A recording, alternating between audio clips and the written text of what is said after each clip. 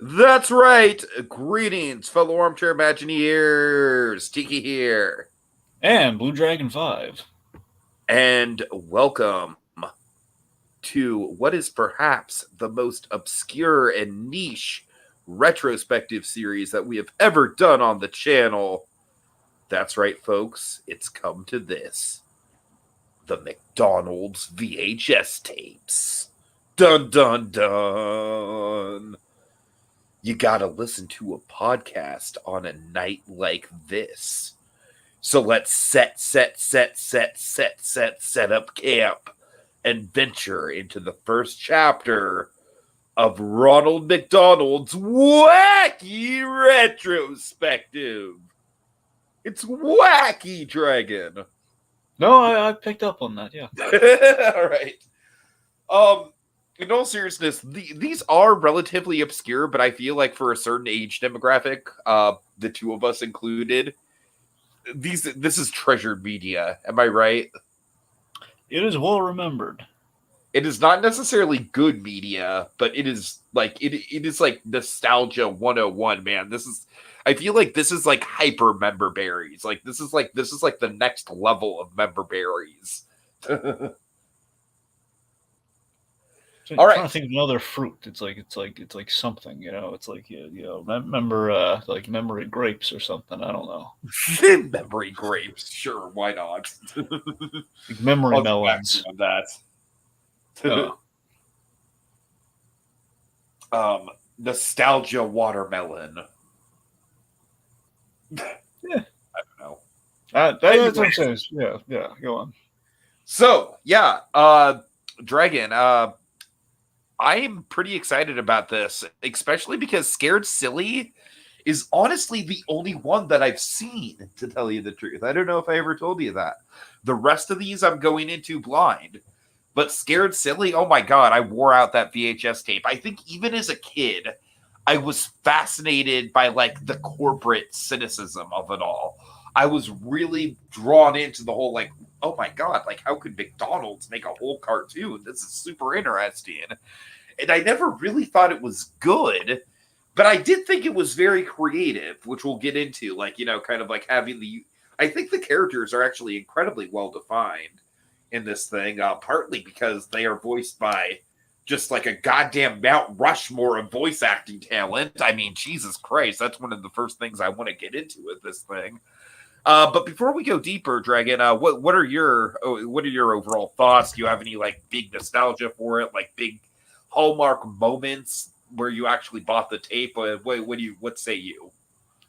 Yes, so I have major nostalgia for the tapes. Now it's very interesting, Tiki. It's kind of between us. You had the first tape. I had two other tapes in the set, but that's all I ever had. So I have not seen all of these myself, and neither have Yeah, you. so we're both kind of going into some of them blind for sure. Yeah. Yeah, so that's the thing. This again, I have major nostalgia for these tapes. The idea that McDonald's for a period they gave away media as essentially a Happy Meal toy, which has fascinated me endlessly as a kid. And this, if you look at like the history of the Happy Meal toy, you have so many different eras of it. You have like there's the very niche, like, oh my god, we gave away VHS tapes for a spin. Then we had the elaborate toys to the less elaborate toys and like in the sets, and then there's that era we had the ridiculously pathetic Happy Meal toys that weren't even toys; they were plastic 3D cups, which was dumb. Yeah, yeah. I'm looking at you, Lego Batman movie and Lego movie. More, actually, less the Lego Batman, more the Lego movie. Lego movie had pathetic toys. It was like, really just a cup with a holographic thing and an eraser, like a thing that It's the holds. freaking Lego movie. Give away Lego toys. How hard is Right? I know, right? It's ridiculous. Anyway, point being, yeah. So this was like, yeah, as a kid, I'm a lifer when it comes to McDonald's. From cradle Yeah, to now. unfortunately, same. Well, why you gotta put unfortunately with it? Why can't you just look like Because hell, well, still, I mean, I'm looking at Brandy. I'm looking like the yellow with the golden arches here, man. fair. It is very All right, iconic. that's what I'm saying. The point being, I'm a lifer when it comes to McDonald's, and this is like an opportunity to like, hey, I like animation. I also like McDonald's. What a combination! I never would have imagined it. And yeah, I think the tapes were like, I think technically they released like the price was like $3.49. Like for me, it was Yeah, like that okay, sounds right. $4. Yeah. It's like $4 a tape, which compared to what Happy Meal Toy goes for is insane. But still, you're getting a lot for your, a lot of bang for your buck. Admittedly, a quarter of that was commercials. If you really look at it, especially when they put it up on YouTube now, like man, there were a lot of lousy commercials at the front and the back of this tape that took up a lot of that runtime. It's only like it's like a 40-minute installment, but still. But yeah, this was the big takeaway I have with these tapes in general, particularly the first one here, is this was a this was the one an early intro into kind of fleshing out the Ronald McDonald character and the mask and kind of the other mascots and the supporting characters you always see when you go into McDonald's. Like, okay, well, there's Ronald McDonald. Obviously, we don't really know much about Grimace and the Hamburglar, and like what does Ronald McDonald do when he's off the clock? What does he do when he leaves the commercials? What happens there? So Dragon, yeah, I I'm mean, not gonna lie, I have a fucking unreasonable amount of hype for Grimace Island. An unreasonable amount of hype. okay, not unreasonable for me, but I am very intrigued by what Grimace is. I am super intrigued by Grimace Island, Dragon. Yeah, I'm looking forward to finding him. Are they all like Kevin Michael Richardson? I don't know.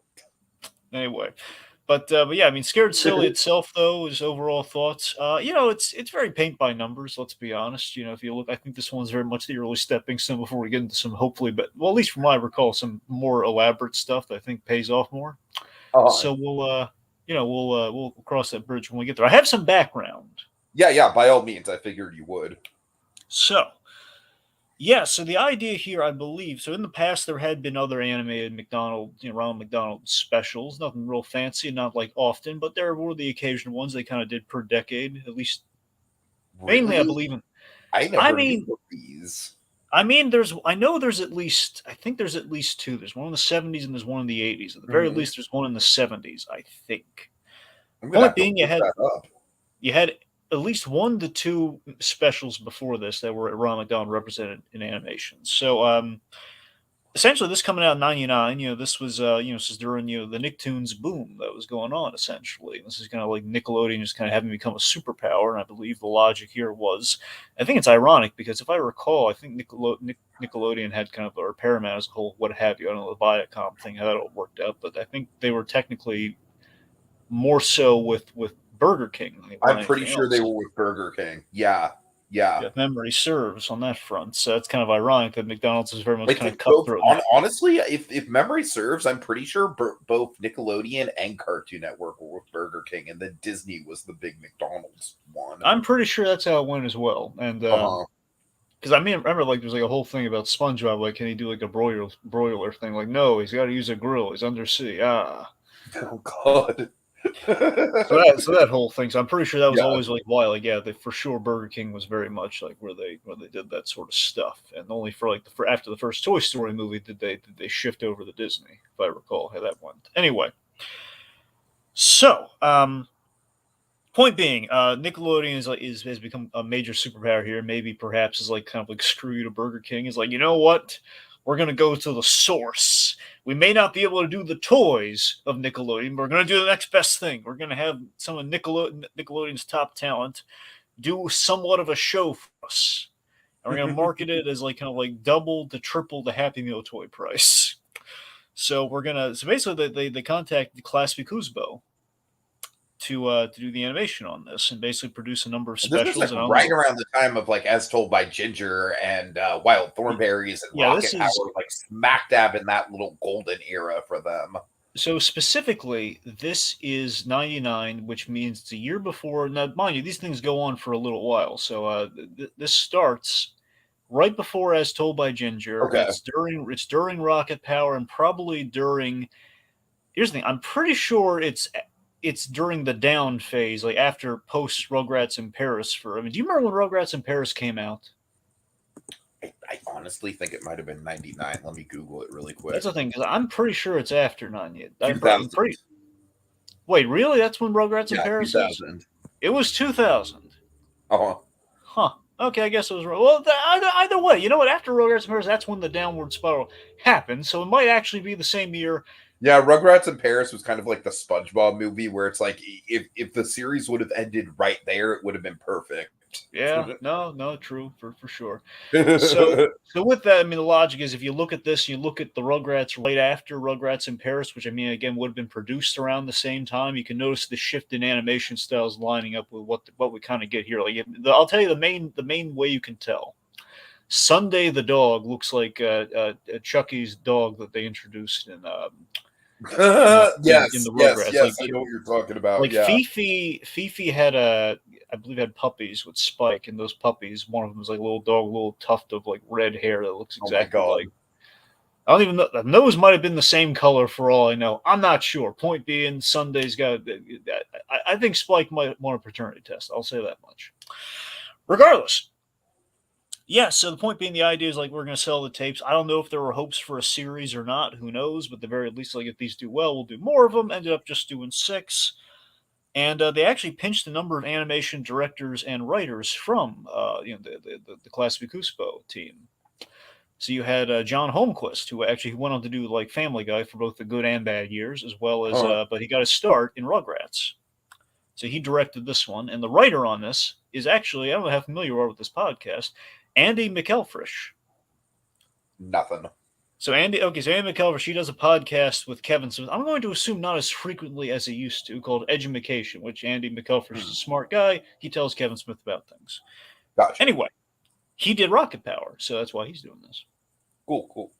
Okay, that's about it. You're up to speed. I think we're good. All right. Well, like I said, Dragon, the first thing I want to note about this thing, the big contrast between watching this as a kid and watching it as an adult, specifically an adult man-child animation nerd, yes, is the voice cast. Yes. The voice cast, like, they stick out like a damn sore thumb, but in a good way, just because it's like, oh my God, all these voices are like so. It's like old friends just walked through the door. Right. Yeah. So of course, let's do a roll call for the ones that are very prominent. Of course, we have the great Kevin Michael Richardson. I think we all know. Kevin Michael Richardson, I think, is like my favorite of all of them, just because his performance is like so out there. Let's see. Of course, there's the incomparable Charlie Adler. Yes, iconic. Who has gone on to voice direction, by the way, which I'm really happy for him with that. Oh, that's really cool. Nice. I don't know if he's still like. I don't know if he's moved. I know he's still been doing some voice acting with the first season of Harley Quinn, the animated series on HBO Max. I wonder if he's moved on exclusively to directing or not. But it's good to see him like doing stuff. But he's so his Hamburglar voice is like, it's so similar to Cow. It's oh God, it's distracting. Like every time he sings, it's like, oh my God. Let's see, of course, Christine Cavanaugh. Yes. Yeah. I mean, I think that's kind of like those are kind of our mainstays. Bradley Baker. Oh yeah, well, of course. I'm sorry. When we loop in like the Fry kids, then we have D. Bradley Baker, we have Pam Alton. I believe. I think that's. I'm trying to remember. Who else you got? Is Kate So's in the mist? Oh, right. Yeah, Kath. Wait, is Susie in this? Like Kath Susie? I could have sworn she was the McNuggets. No, I think you're right. No, I think you're right. Yeah, this was another pull for sure, and from Rugrats. Yeah, there's honestly like a lot of Rugrats talent. I'm surprised. Well, absolutely. Yeah. Okay. So I guess let's talk about another thing that always, honestly, this always fascinated me even more than the cartoon portions did. The freaking live action parts. I really want to talk about that. Yeah, I mean, for me, it's like I feel like it's pretty obvious that they're kind of trying to emulate like a Pee-wee's Playhouse type of vibe, and they do it wonderfully. And I think the world building is actually really solid. So, as a kid, this is the biggest thing. This is the main reason this is the biggest kick I got out of the whole thing with those. I think me too. I think you and I are both in agreement here. I love. Okay, see what they're doing here is kind of homaging what ultimately, yes, Pee-wee's in terms of the execution, it's Pee-wee's Playhouse. But I'm just saying the idea of the live action wraparounds, like Back to the Future, the cartoon did this, and like a few other shows where they open with the live action stuff, and then of course it's kind of got like Apache the Pirate vibe a little bit. No, yeah, for sure. And so this is the thing. So the big draw for me was, the Ronald McDonald of it all, like seeing, the big personality himself there and just seeing him. Because I think we've all, like, at some point, Tiki, did you ever get a chance to see Ronald McDonald in person? Honestly, if I have, it's probably when I was a little kid and he probably scared me. Oh God! All right. Because no, seriously, I have like 2 or 3 like vague clown memories in my childhood that I have no idea what the context was, and one of them might have been Ronald McDonald. Anyway, I have weird childhood memories, Dragon. I have stories. see, I say like anyone who's afraid of clowns, I'm saying, look at that delightful little holiday special with him and the kid making the snowman. How is that? How is that not fill you Yeah, with if you put horror movie music over that footage, it becomes a horror movie. Really You could do that with anyone, and you're just getting that from nostalgia creek. quick. Okay, doesn't count. Regardless, I'm just seriously. It's the fact that as like they did a whole bunch of promotional stuff over the years, and you have like a lot. When you were a kid, you had like a Ronald McDonald would go by the McDonald's, and he'd also be. I'll throw something at you that was nostalgic that I remember that I'm wondering if you had at any of your local McDonald's. Okay. Do you remember the bench with the statue? Yes. Yeah, okay. That was it. That was actually at the McDonald's that was connected to my Walmart. Weirdly enough. I think I had that on a trip once. I went on a vacation once, and there I saw a McDonald's where you had like the Ron McDonald like sitting on the bench thing. All right, Dragon. Seriously, like we could literally spend. This is one of the reasons why I called this Ronald McDonald's Wacky Retrospective, because we could literally go on for days about different like niche McDonald's things, like the GameCube. Do you remember? I know. GameCube? Do I? Yes, do I you do. remember the GameCubes? Okay, so right. Now you've just kind of deflated the actual nostalgia I just had right there. You kind of just tainted the pool right now. But, with your humor. But no, seriously though, just back to what I was getting at though, is the fact that we've had these in-person like things, whether it be in a parade or something, like, oh look, there's Ron McDonald in the intrigue as a kid, and basically the point. But now it's like cinematic. Yeah, the fact is there was a lot of mystique and intrigue, and I know full on it's a knockoff Pee-wee's Playhouse now. But I gotta tell you, man, I love the production design on Ronald's Place so much. I do too. It's so colorful. And look at my favorite detail I geeked out rewatching because I completely forgot about this because it's been so many years. The burger bed. I went nuts for the burger bed because the best part of the burger bed. As far as the real building goes, I absolutely love how tubes are incorporated into things. Well, yeah. Well, hold on one second. I'm saying with the burger bed, those are the fact that every blanket is like a part of the burger. Right. Now, to your point, though, yes. What's great about that too is the fact that the idea of Ron McDonald essentially lives in the play place. He lives in a giant play place. His whole world is a play place. It's the tubes, it's the plastic, and of course the best part, at least for the most part, I think I heard they changed this up in a couple episodes. Well, for the most part, the way he turns into a cartoon is his mode of transportation is he jumps through the ball pit, which is amazing. That's what I'm saying. That's the fascinating thing about this when you look back on it, is that these absolutely serve as a marketing. Dragon, if he redeems his coupon, he can get an extra hour in the ball pit. Wait, what? I'm going to see if anyone in the comments knows what I'm talking about. Y'all know the extra hour in the ball pit gag from DashCon? Anyways, go ahead, Dragon. Sorry. Okay. Also, we have some comments. That guy says, you unlocked my dark memories. Sarcasm. You are not the father, Dragon, to Spike's father. Yep. And then Monkey says, this is where I learned the left-hand mirror maze trick. Yeah, I was going to bring that up later, but yeah. And then that guy says, tainted my nostalgia. Now that's a deep quote right there. Yep. All right. Welcome, guys. Yep. Happy to have you with us. Okay. Yeah, so but that's the thing. The fascinating thing about this is there is a marketing mandate in this, and you can kind of see. Abso-freaking-lutely. But I can still appreciate some of it. Hamburglar is literally wearing the golden arches on his jacket, for example. It looks rather nice on him. It does. But I'm just saying, like that's classy. It's like I bet there's a mandate, like you can't go more than a minute without showing the McDonald's arches. But again, by the same token, while mandated, it is nicely illustrated. Like, oh, look at the golden arches, but as a little tent for the little dog. The fries and McNuggets have to talk. Yeah, man, when you really think about that one's actually a little bit more, like wait. Everyone has to be a character. Where's the goddamn apple pie? All right. Did you ever get the deal with the Fry Kids? Like, were they fries that ate other fries? Because I know they ate the fries. Like, or what was the deal? I don't know, Dragon. I don't know. Because I know they used to call them like goblins because they would gobble up all the fries, but then they kind of changed it. So like they're kind of little like are the pom poms like different colored fries? Is that anyway? Also, you know who I think is criminally not in this series? The pirate. No, the man, the myth, the legend, Mayor McCheese. Oh yes, yes. No, I heard. Like, if I recall, I don't know if we're gonna. I think it was in the tape that I had. I think he has a cameo, which is ridiculous. Does he really? That he would not have a major role, given he's the most iconic. Now, there's a reason for that, though. Okay. So with the Ronald McDonald characters, basically the reason we have basically our assortment that we have before us here is when they were initially getting Ronald McDonald like creating kind of the whole McDonald's land of it all, it was very much a ripoff of HR Puff and stuff. At least that's legally what was attested. Essentially, the original layout of like what McDonald's land was before you had this kind of revamp in the '90s.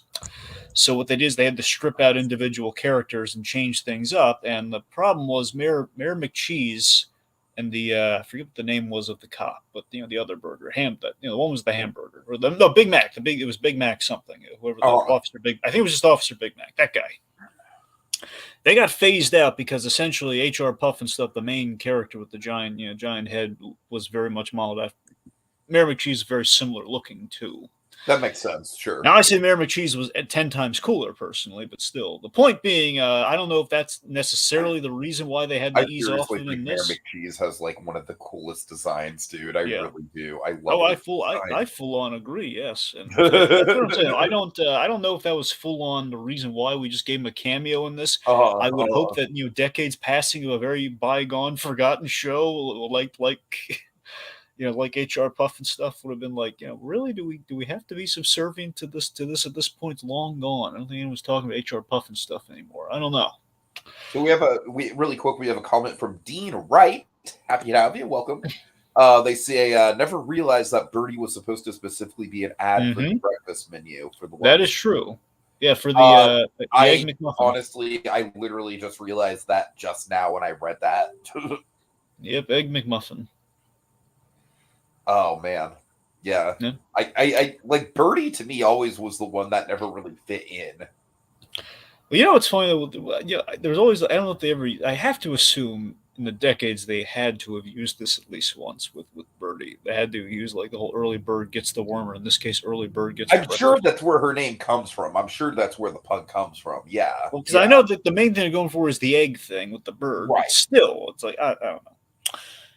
So, God, what was I? Anyway, point being, on the whole, like again, there's a marketing mandate, but by the same token, again, we are mining some really kind of some neat stuff from it. Again, we are kind of like developing these characters we've always seen like plastered on the walls and everything. You're saying, oh, well, they're kind of colorful. I wonder what their deal is. And while we don't really get into the weeds with it here, but individually, again, this is kind of like they're already kind of fully formed. We don't really get like Ronald Meeting Grimace or any of that. It's just kind of like, well, we only have 6 shots to work with here. Let's have them fully developed, and every character essentially is themed to an item on the menu, with the exception of the small child, who essentially be the child getting the kids' meal.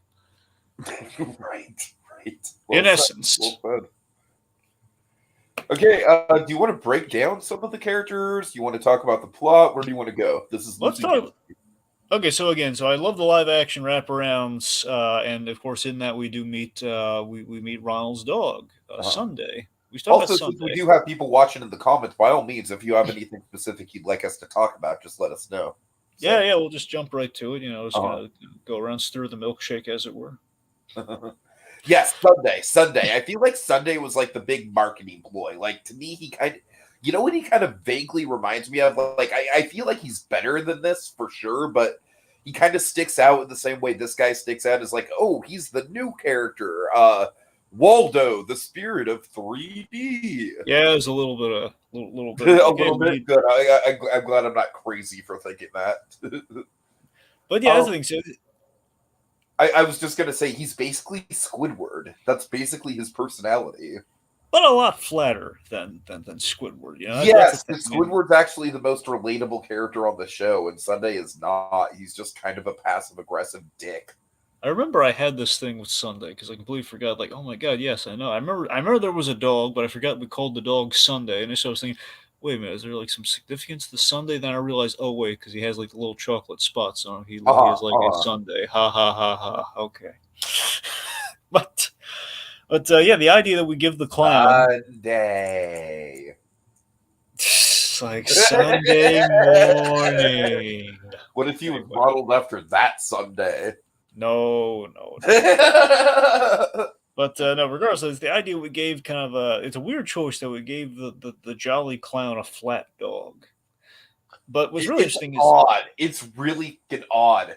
And I gotta tell you, Dragon, the little bit at the end where they're watching the horror movie and Sunday's just randomly like, just to like drill the whole like really forced friendship thing. Oh, Ronald, I can watch it. I'm not afraid if I'm with you and you're my friend. I'm like, that is like literally the first nice thing that Sunday said in this whole damn thing. Like that really rang hollow for me. I mean, I thought it was kind of BS to begin with the whole like, and the whole point of the thing is friendship. Friendship saves the day. But then to like reinforce it like that and have it be like the only thing that's supposed to endear us to this new character, I don't know. That kind of rubbed me the wrong way, just slightly. Well, I mean, let me ask you this. I think the thing that rubs a lot of people the wrong way is with the live action integration. The dog is some people are very disturbed by the puppet of Sunday the dog. How do you feel? Oh, I'm glad you brought that up. As a kid, I totally didn't notice how any uncanny like. You know what's uncanny about it, Dragon? The way it's the size. I thought it was the size more so. The size that doesn't really bother me. Maybe it will upon further reflection and further viewing. But to me, it was the way it was animated. It's animated in almost kind of like a choppy, like stop motion kind of style instead of. I mean, that's the thing, Tiki. I think it's fluidity of an actual puppet. I think it's kind of a twofold thing because I think he's like bigger than the actual dog would be, and because of that, we can only animate. He can only move so much, which gives him that stop motion-y kind of look. Right, yeah. That's what I think it is. But again, it really doesn't perturb me too much. It's just the fact that, like, hey, look, it's let's just say the parrot was a lot simpler of a puppet to pull off in a live action thing. Right. Yeah. For a live action sidekick. Sure. I mean, the thing for me though is like again, I just love this. Honestly, a part of me as a kid was like a little disappointed once we went to animation because I was having such a good time. Oh, I totally felt the same way. Absolutely. Look at how fun! Look at all this great production design. Ronald's place, and he flips the thing around, and the characters kind of turn animated, and they're kind of like doing like the early CG thing on them, like through the screen. Which I'll admit now. Little weird, but I mean, characters like Grimace looks a lot better on. It's for example, but yeah, it's. But yeah, so that is the fact that I appreciate the fact that we made the dog a puppet in live action. Wish it held up a little bit more, but I'll take it. A for effort. I completely forgot the dog was at all realized in live action until I never saw this episode. I don't think he is in the later episodes that I see, but we'll find out. Is he not? Okay. I don't think he's in the top. I'm actually really fascinated to see what the wraparounds are like in the later episodes, how much they change, like what if we have different episodes that have like longer wraparounds potentially? I don't know. We'll find out, I guess. Yeah, but yeah, I'll tell you one of my favorite things, of course, before we transition to the animation, but I suppose is that we introduce again Ronald McDonald being a bit of course warm the cockles of my heart. The Ronald McDonald's into gadgets, man. He's got the tent and a flashlight. Yeah, totally. I love the tent and a flashlight. I gotta tell you though, I kind of hope that part of his character is emphasized a little bit more, because I thought that once they actually got into the woods, he kind of defaulted from like wacky inventor guy to just kind of default like, you're my best friend, Ronald, and I'm not, he kind of just defaulted to like nice guy. You know what I mean? Yeah, that's the thing. Ronald McDonald, it's so interesting. We take we take kind of the fun-loving clown, and the idea is he's kind of like the grounding Jerry Seinfeld of the group. He's just kind of like the Right, average, right, he's totally, it's like Jerry Seinfeld without the sardonic that's a edge. fucking funny comparison, but I love it. Again, he's Jerry without the sardonic edge. Oh That's God, essentially no, the sardonic edge comes from Sunday.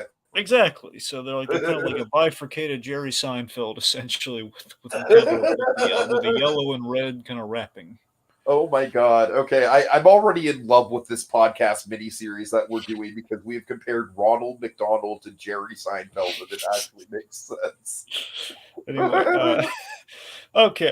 So let's That's see. a good sign that we have made a good choice to cover these things. Anyway, so we jump through the ball pit. We have suddenly become animated, and of course we have stuff like the McDonald's mobile, which does look awesome. You got to admit. Again, it's the fact that Charlie Adler also voicing the car. Yes.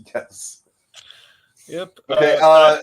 Do you think that the plot itself in this episode is super duper rushed? Because I do. Well, that's the thing. I feel if I'm a betting man, Tiki, because again, we'll get into this with the others to see how they hold up. I'm only going off like a few decades of memory here. Grimace Island has got to be better than this. Well, sure. What I'm getting at is I believe in Grimace Island. Okay. I'm sorry. I'm thinking the later installments were probably more of the eye-catching ones, so they kind of had to fill in the blanks and maybe certain things instead of like having kind of a bombastic start. We're just going to kind of like, okay, let's just put one in rotation and kind of have our better ones. Maybe hopefully people be like halfway through, like I have to get more instead of like I have to get more after the first one, because of course they're going to get one after the first one. It's the first time they're seeing it. So with that in mind, I'm thinking I remember the two I saw being a lot more eye-catching than this. That's what I recall, mind you. Whether that holds up or not, again, no idea. But this is very bare bones. It's very much like fill in the blanks from other kids' shows, essentially. Like, okay, literally, it's very strung together. Like, think about our plot here, okay? Camping adventure, haunted house, riddle death traps. Yep, exactly. That's very, those three things I don't think really mesh fantastically. They really don't. Not at all. Yeah. Okay, so what I mean by the plot being rushed is it's literally just like the little girl coming over, and the little girl is so forgettable that I actually forget her name. What's her name? Do you remember? Well, it's Tika, so it's going to be easy. It's going to be very easy for you to remember, Tiki. Tika. All right. All right. Also, is she in the others? Is she like a main cast member? I believe yes. I believe she will. I'm pretty sure she'll. They need like a human character. I'm pretty sure that's right. That makes sense. Yeah. Okay. Anyway, so Tika comes over, and Dragon. It's literally like a Cool Cat scenario where it's like, "Hey, I've got a cab. Let's go to the woods." Like she just like vaguely suggests this trip to the woods, and Ronald just like drops it like, "Okay, let's go." You know, it's literally like 30 seconds of exposition. It's super rushed. See, the problem here is like I kind of wish like if we're gonna pull a little bit from kind of the classic comedy stuff of like like maybe like Abbott and Costello or like Scooby Doo, for example. Like okay, well we're gonna stay in the haunted house for a night. Like if we're gonna do that, let's just do that. Okay, let's not like we're gonna go camping and then suddenly I think a haunted house just like in general like the haunted house thing is obviously what they advertised this whole thing as. Uh-huh. And they could have very easily done like a whole special in a haunted house and just milk that. Like without doing the BS camping stuff. And that's the thing. So the biggest problem I have with this thing is it's a lot of BS and such a buy that why would Tika go to such elaborate measures with this kid Franklin to scare her pals? Oh, that whole side of it is also, yeah. That's the whole reason they go camping. She's intending to prank them, and she needs to lure them to the campsite that is conveniently next to not conveniently, that is intentionally next to the seemingly haunted house for all the stuff to happen. Like, what if Sunday and Ronald didn't conveniently go on that walk and find the house? That's what I'm saying. I don't really there are a lot of writing holes in this. That's kind of the problem I have. And again, it was not, mind you, it was not. I don't think intentionally the writers doing a bad job. Dragon, how dare a fucking McDonald's VHS tape have plot holes? See, that's so. My point is, like, I would not necessarily fault the writers on this for like really doing a bad job, but I would fault them more so in like they kind of figured, hey, it's for kids. We don't need to really put like we don't need to pull out all the stops on this Sure, compared to sure. what they usually do on something kind of more. I don't know. Considering we have writers who like do really good stuff on Rocket Power, I expected better from them in terms of like, hey, you have 40 Really, minutes to play Rocket with. Power is your pull for quality Class B Cuspo? I mean, I love Well, Rocket Power, but I'm just using. I'm saying McKelver specifically worked on Rocket Power. I'm just saying right, in right, yeah, general. Like, yeah, yeah. fine, fine. The point being, Class B Cuspo caliber writing. There's the fact that we have all sorts of good examples. And now, mind you, this is kind of them on their heels, depending on which source you pull from. Depending if you look at the Rugrats or if you're like, I don't know. Wait, point being, we're pulling from these sources, and it just feels like, hey, you guys, you have 40 minutes to work with here. 40 minutes. If we strip out the wraparounds, bare minimum, we're looking at like 35 to 30 minutes. That's at least 10 more minutes than you're used to playing with, man. It's Right, technically right. 20 minutes. The point being, you got a lot of extra room to breathe here.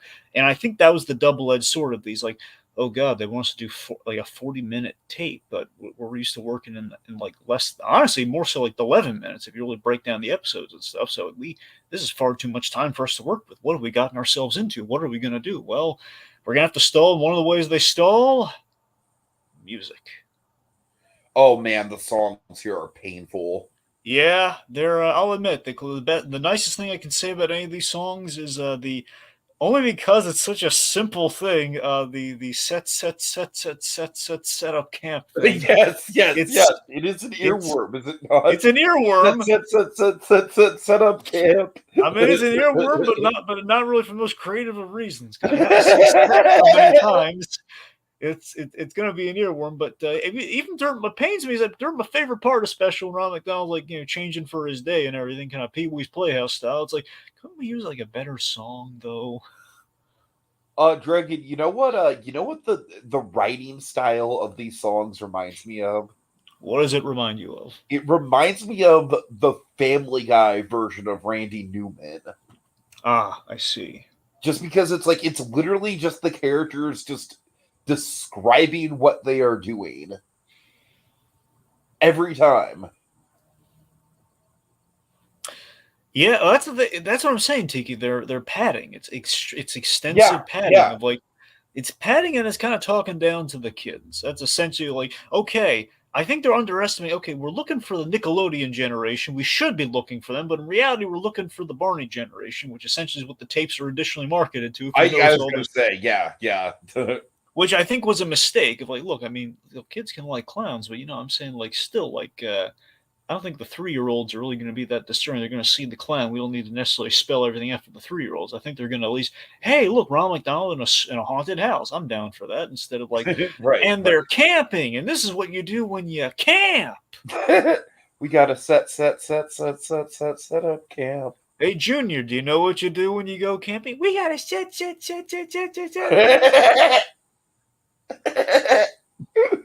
Oh, I already love this. I already love this. All right. So let's see. So then we have like weird stuff. Like we have buff squirrels in pants Yes. and bears. Oh my. Grimace Grimace must have had a really traumatizing experience with a bear. I mean, bears are scary, but Yeah. he reacts to bears in a way that the others just don't. Well, Grimace was actually he auditioned for a movie. I don't know if you saw it, called The Revenant. Oh my god. And yeah, his audition did not go well. The bear said really nasty things to him in the rehearsal, and he can never get over it. There we go. That's why, yeah. Anyway, so a lot of people are thinking we were going to maul Grimace with the bear, but we didn't. So we're not monsters. Okay, that comes later. So let's see. So also the it seems like the Hamburglar's in on it too, like with this kind of little string ghost prank and everything. I really like the characterization of the Hamburglar here. What's really weird with the Hamburglar when you look at the history of things? What? So the idea is like originally McDonald's, McDonald's is kind of essentially all the characters were thieves because they were stealing the food that everybody wanted, except for Ronald McDonald. And over time, they kind of grandfathered in the idea of like, hey, Ronald McDonald being surrounded by these characters, his influence in a positive way. On paper, this sounds delightful, by the way. Ronald McDonald rehabilitated him. So Hamburglar no longer steals the burgers, but he's all about giving out the burgers. But he's just a wacky little scamp. Yeah, robble, all that, yeah. So I don't know. So the idea here, I kind of like the idea here, but I wish they would have. I doubt they're going to acknowledge it in these 6 episodes, mind you. But wouldn't it be nice though if we acknowledge like the Hamburglar is a rehabilitated criminal? Yes. I mean, I don't think. Honestly, the only reason I don't think they're going to acknowledge it is that he's kind of characterized as a child. That's the thing. Could have been like a kid taken in by a hamburger gang. That's true. It could have been, yeah, like, oh god, like Oliver Twist, but with fast food. Well, I was thinking more like kind of the inner city thing, but sure. What I'm saying, think about this though. This is where I'm gonna like kind of blend. This is where I'm gonna like. The Fagin figure is like, get me my goddamn McFlurries. This is gonna be where I pitch like the revamp of the animated McDonald's. 6 episode. Dragon, let's face it, the world always needs a revamp of the animated McDonald's. Yeah. So, regardless, the thing about this, imagine if you had an episode, or maybe a couple episodes. Let's just say an episode in which you kind of had like a flashback kind of structure of, like in 3 acts of Ron McDonald meeting his friends, and you saw the rehabilitated Hamburglar thinking back to when he was like a thief and he ran across Ronald McDonald and he just couldn't steal from him. He just felt so bad about it. And he said, I'm sorry. He says, come on, friend, let me rehabilitate you. And he went off. And then we meet Grimace on the island pretty much. Like how we meet Grimace and they You're goddamn right. And to use the actual commercial, they find and hatch Birdie. Oh, you got Casey in the comments. Hey there, Casey.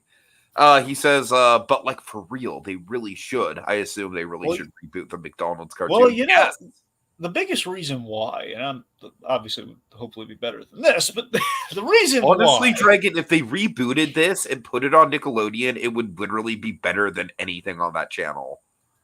Sadly, yes. At the moment, yes. So let me tell you, man.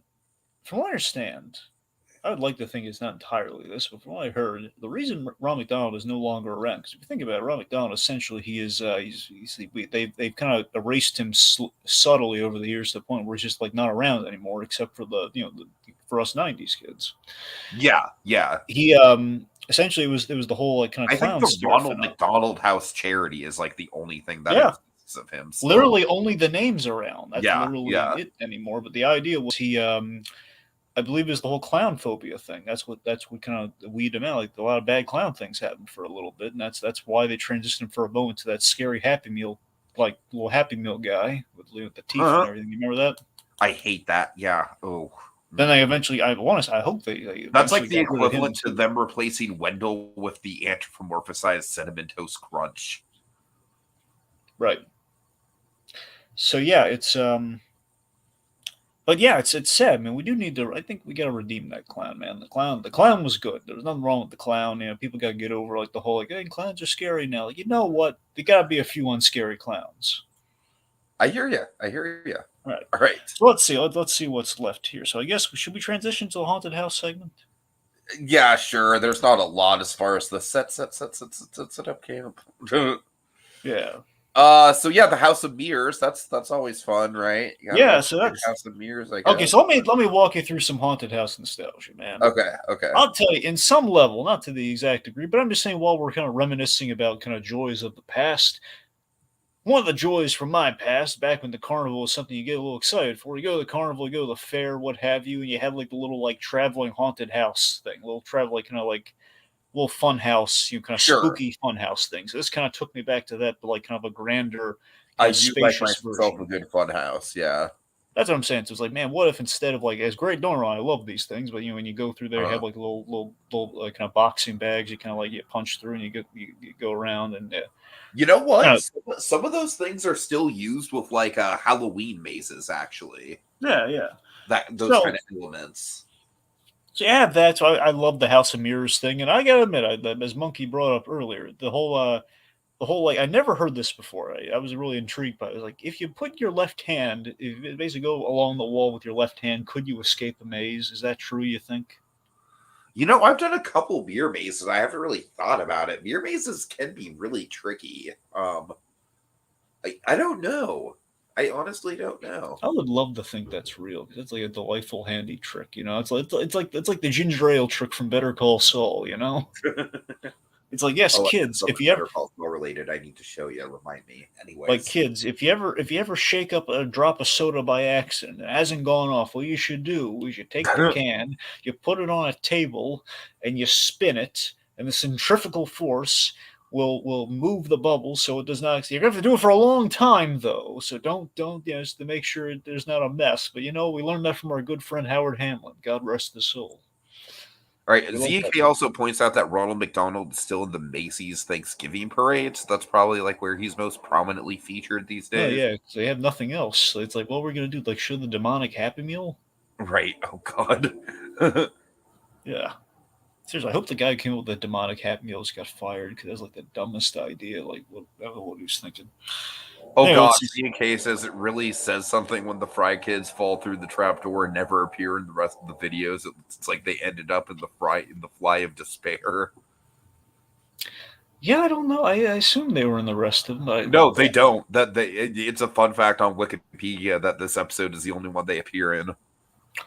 It's kind of eerie. We don't mention that we killed the Fry Kids, and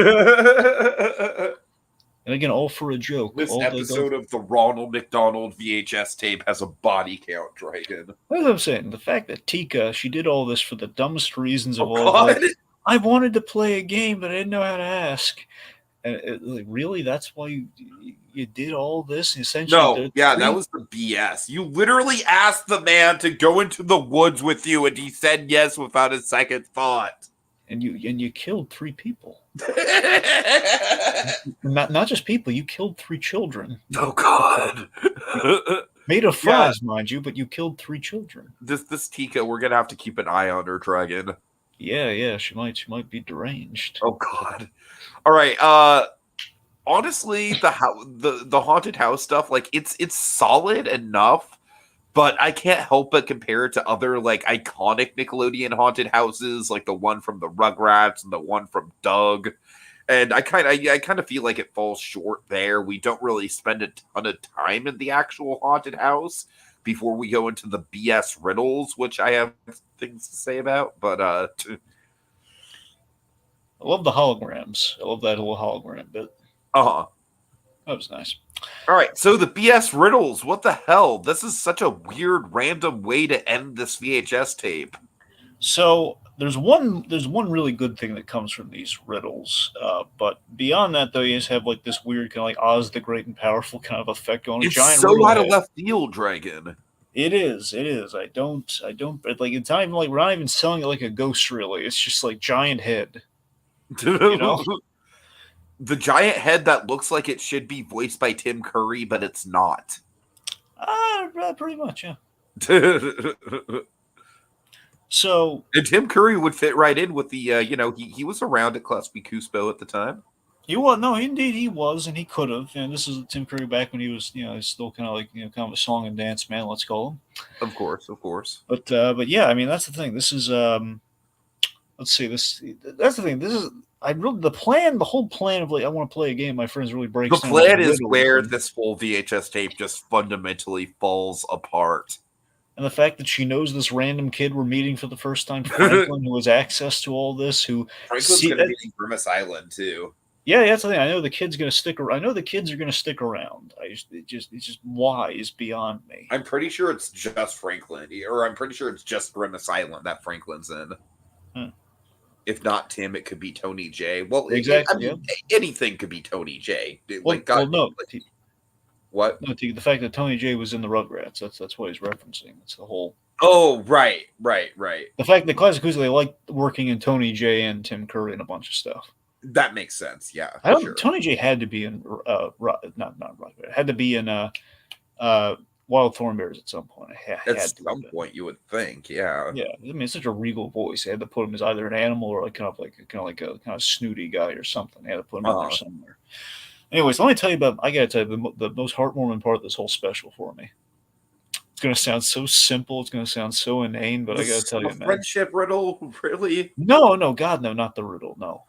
Okay, But right good, after, because the friendship riddle to me was forced as hell. not the riddle.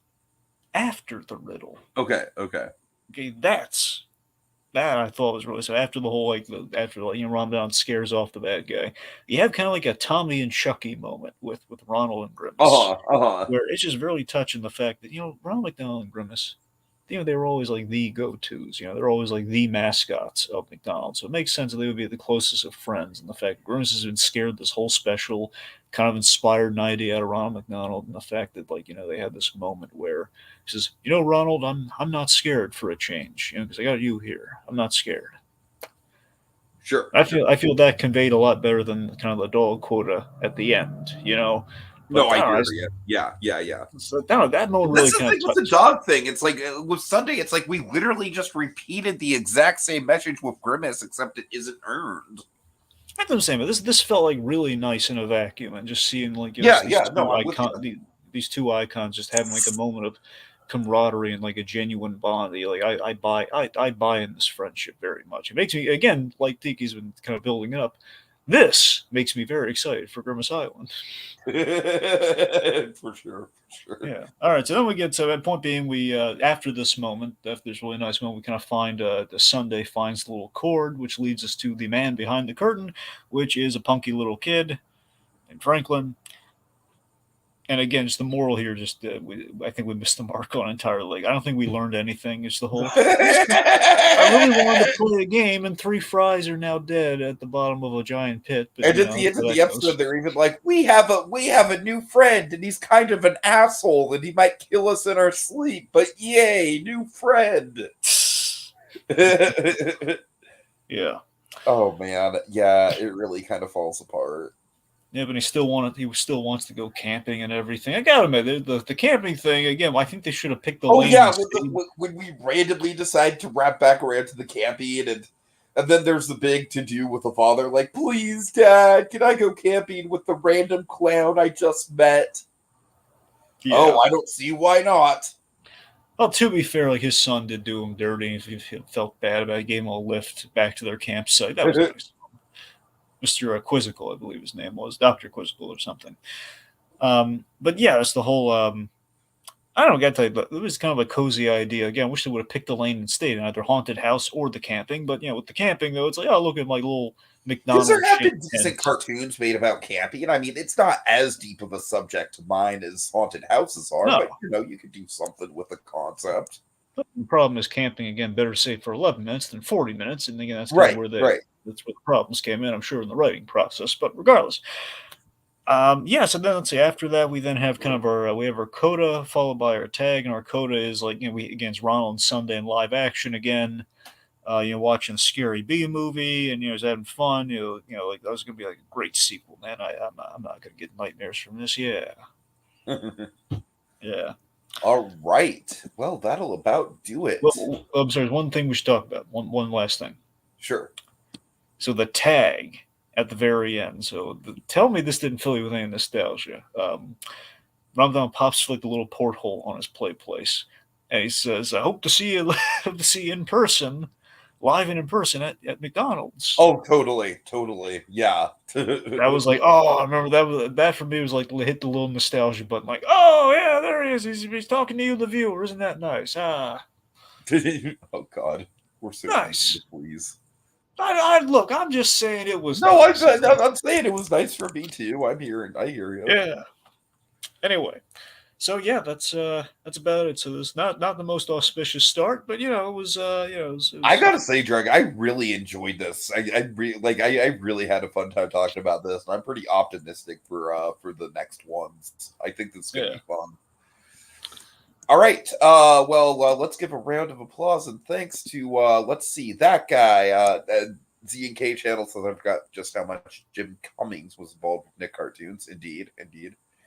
Okay, so giving a shout out to that guy and Z&K channel, Casey, Monkey popped in there, and also Dean Wright. Thank you guys so much for coming in. We'll be back with Grimace Island soon. Stoked for that. Hell yeah. And see y'all later, Dragon. You want to go and set up camp with my tent flash.